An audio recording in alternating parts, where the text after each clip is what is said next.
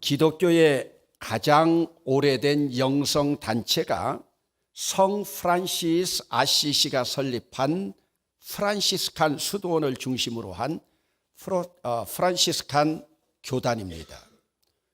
그리고 또 하나는 도미닉이 창설한 도미닉 교단이 있습니다. 선교 단체로는 제수잇이라고도 불려지는 예수회 공동체가 있습니다. 이 제수잇 공동체는 1540년에 로욜라 이나시오에 의해서 창설되었습니다. 이 선교회에서 일찍이 일본의 선교사를 파송해서 잔인한 박해를 받는 처참한 참상이 기독교인이 된 엔도 수사코가 쓴 침묵이라고 하는 그 책에 생생하게 소개되고 있습니다. 그러면서 이 공동체에서 동양 선교에 가장 관심을 보인 선교사가 마테오 리치였습니다. 그는 예수회 소속 선교사로서 중국 선교를 준비하기 위해서 미리 인도에 가서 공부까지 하고 훈련을 받게 되었습니다. 그는 이탈리아 사람으로서 1610년에 베이징에서 선교 허락을 받게 되었습니다. 그러기에 중국 선교라고 하는 것은 유럽 대륙의 지리상의 발견과 함께 시작되어서 유럽 선교에 지대한 관심을 받았던 것입니다. 일본 선교는 물론 이거보다 먼저 이루어졌지요.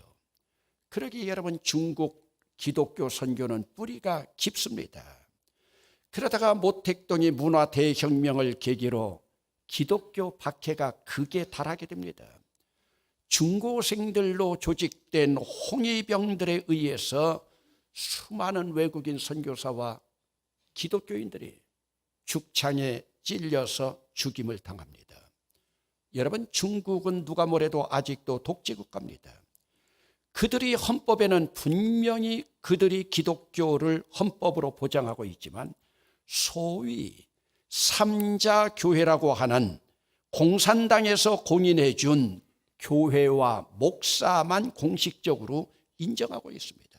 그러기에 중국에서는 정교 분리가 아니라 정교 일치인 명색만 기독교일 뿐입니다. 사실 중국에 있는 지하교회는 얼마인가 숫자도 알지 못하지만 그 세력이 얼마나 커지고 있는지 모릅니다. 기독교 세력이 중국에서 커지기 시작하니까 시진핑 정부에 들어와 가지고 기독교 박해가 노골화되었습니다. 여러분, 중국 저장성에서 작년 한 해 동안 예배당의 건물이 그들이 건축 규정에 맞지 않는다는 이유로 2000개의 예배당의 문을 강제로 닫았습니다. 그리고 금년에도 한국을 비롯한 선교사들을 다 추방시키고 얼마 전에 베이징에서는 지하교회에 있는 목사, 교인들 150명을 감금시키는 사태까지 발생했습니다. 그럼에도 불구하고 베이징과 그리고 중국의 각 도시를 배경으로 지하교회에 있는 기독교인들이 카밍아웃하면서 순교할 각오로 등장하고 있는 것이 오늘의 현실입니다. 그런데 여러분, 중국만 염려할 일이 아닙니다. 지금 우리 정권도 마찬가지입니다.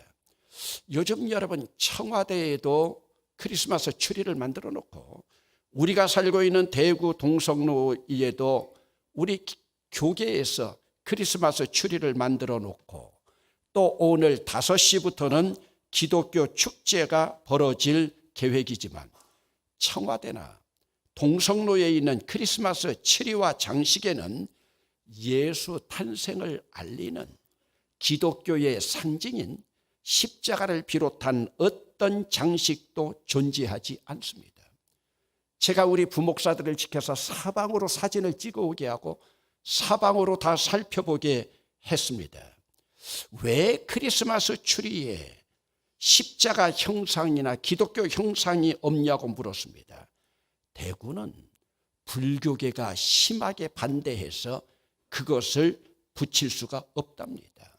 여러분, 그러면 민족 문화 보존이라고 하는 명목으로 기독교보다 수십만 배나 더 정부 보조를 받고 있는 불교계가 4월 초파일에 연등 행사를 할 때 불교를 상징하는 한문의 만자가 사라지는 모습을 여러분 본 적이 있습니까? 여러분, 러시아에서는 러시아 정교회 신부들을 다 처형시키고 몰살시켰던 시절이 있었습니다. 그것이 1917년 볼셰비키 혁명이었습니다. 볼셰비키 혁명에서 시작된 레닌, 스탈린으로 이어지던 구소련 정권도 결국은 무너졌습니다. 여러분, 좌파 공산 정권에서는 인민과 노동자 해방을 외치고 있지만 결국은 인민과 노동자 해방이 아니라 인민과 노동자들을 노예로 전락시키고 있습니다. 인민을 위한다고 하는 지금 북한 정권이 바로 그렇지 않습니까? 여러분, 구소련을 보세요. 소련 정권이 무너질 때에 전 세계 좌파 세력들이 얼마나 큰 충격을 받았는지 압니까? 여러분, 세계 어느 나라나 좌파 정권은 기독교를 좌파 정권의 최대의 적으로 간주하고 지금까지 박해해 왔습니다. 여러분, 공산주의 창시자인 마르크스와 엥겔스는 종교는 민중의 아편이라고 주장했는데 이 당시 종교가 무엇인 줄 압니까? 그들이 살고 있었던 독일의 기독교였습니다. 그들은 기독교를 아편으로 간주하고 있습니다. 여러분, 전 세계에 있는 선진국까지도 기독교 박해는 평등이라고 하는 단어를 앞세우면서 인권이라고 하는 데서부터 시작이 됩니다. 여러분, 김일성 주체 사상에 보면 이런 기록이 있습니다. 사람이 모든 것의 주인이며 모든 것을 결정하는 것인 만큼 나라와 혁명과 건설의 주인은 그 나라 인민 대중이며 그것을 추동하는 힘도 인민 대중 자신에게 있다고 기록하고 있습니다. 그래서 김일성 주체 사상의 기초는 뭐냐? 사람이 모든 것의 주인이며 모든 것을 결정한다고 하는 주장입니다. 여러분, 이 말이야 얼마나 멋집니까? 그러기에 우리 젊은이들이 주체 사상을 한번 공부하면 그 주체 사상에 빠져들어서 헤어나지를 못합니다. 여러분, 요즘 우리 정부 구호가 무엇입니까? 사람 먼저입니다. 구호는 좋습니다. 사람 먼저이기 때문에 모든 사람은 평등한 데서부터 시작합니다. 이 평등은 바로 인권과 연결됩니다. 평등과 인권을 앞세우면서 그들이 허울 좋게 만들어낸 법안이 무엇입니까? 차별금지 법안입니다. 글자로만 보면 차별금지 법안이 얼마나 멋진 법안인지 모릅니다. 그러나 문구는 좋을지 모르지만 그 법안을 자세히 살펴보면 기독교를 말살시키려고 하는 그들의 음모가 그 속에 들어 있습니다. 이런 사상은 이미 국제연합이라고 하는 유엔까지도 마수로 뻗쳐져 있는 상황입니다. 그러므로 오늘날 우리 기독교인들은 역사를 읽을 줄 아는 해안을 가지고 학자의 귀와 학자의 혀가 열려야 되는 그러한 시대입니다. 여러분, 성경 당시 세계를 정복하고 있던 로마도 마찬가지였습니다. 아우구스티누스가 로마의 첫 황제가 되고 난 후에 유다의 총독, 수리아의 총독을 맡고 있던 구레뇨가 함께 맡고 있었습니다. 여러분, 아무리 로마에서 속국에 대한 우대 정책을 펼친다 해도 유다의 총독을 맡고 있는 구레뇨가 마음대로 폭정을 행할 수가 있었습니다. 구레뇨가 폭정을 행하지 않아도 헤롯 왕이 폭정을 행할 수 있었습니다. 여러분, 우리 일제강점기 시대도 마찬가지 아닙니까? 일본 왕실에서 대한제국에 대해서 관대했다고 해도 막상 대한제국의 통감으로 있던 이토 히로부미, 자기 입지를 강화하기 위해서 고종을 강제로 퇴위시키고 일경들을 동원해서 조선을 갖은 만행으로 그들이 자행하지 않았습니까? 결국 안중근 의사에게 저격당하지 않았습니까? 당시 수리아의 총독이었던 구레뇨 밑에서 분봉왕으로 있던 헤롯 일가, 그들에게는 유다의 피가 흐르지 않습니다. 그들은 이방인 출신이었습니다.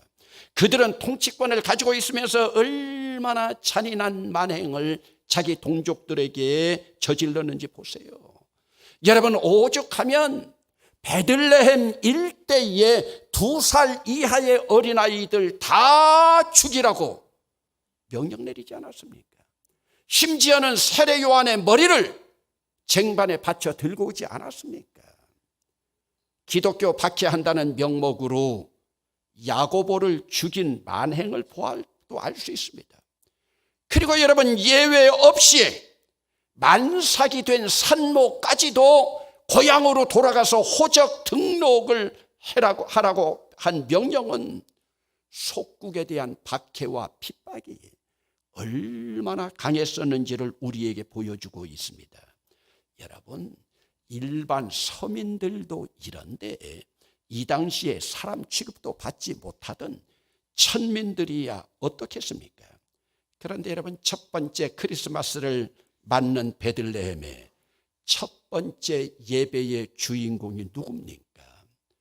여러분, 누가는 왜 당시 천민의 자녀들인 목자들을 성탄의 주인공으로 등장시키고 있겠습니까? 여러분, 기독교는 여기서부터 시작입니다. 성탄을 맞아 예배를 드리는 주인공, 당시 세계를 제패했던 로마 황제가 아닙니다.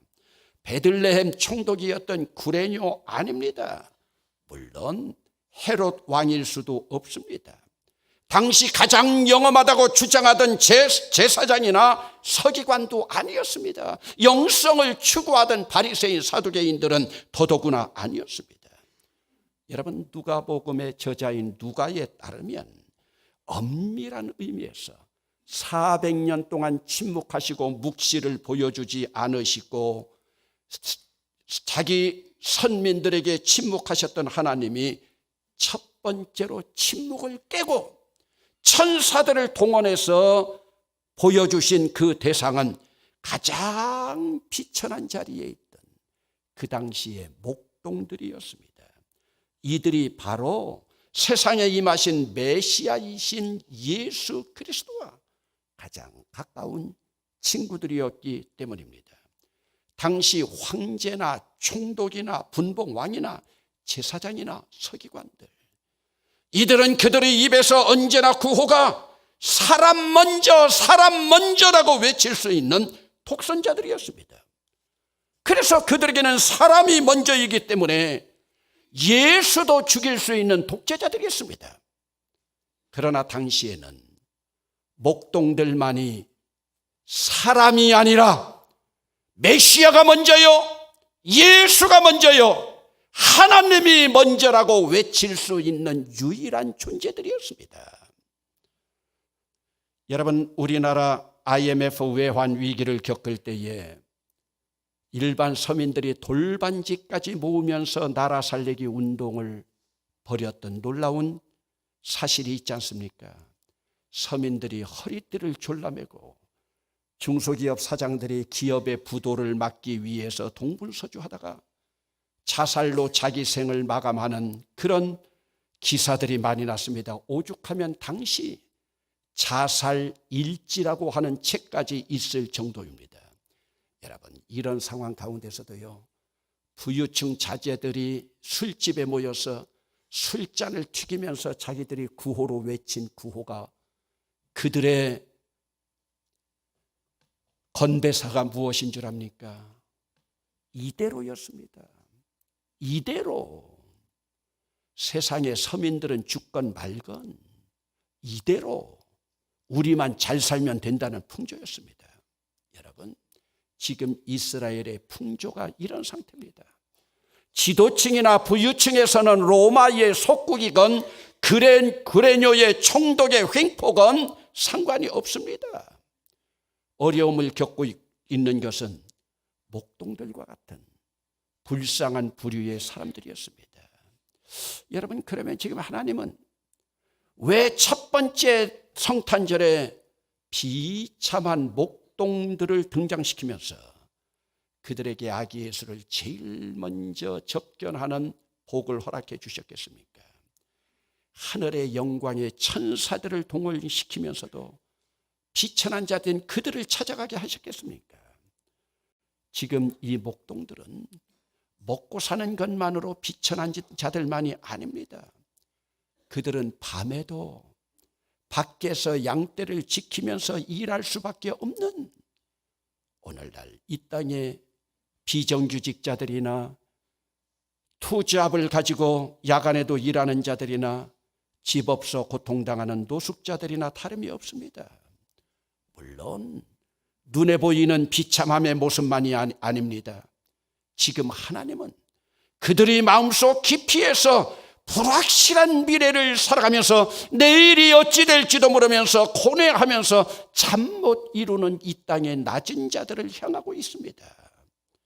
그들은 세상살이가 무서운 자들입니다. 세상살이가 두려운 자들입니다.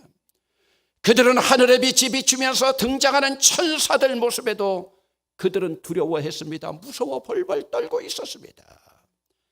그런데 여러분, 그들이 천사들의 말을 듣고 아기 예수가 누워있는 요람을 바라보고야 그들은 드디어 무서움이 사라지고 두려움이 사라지고 안심했습니다.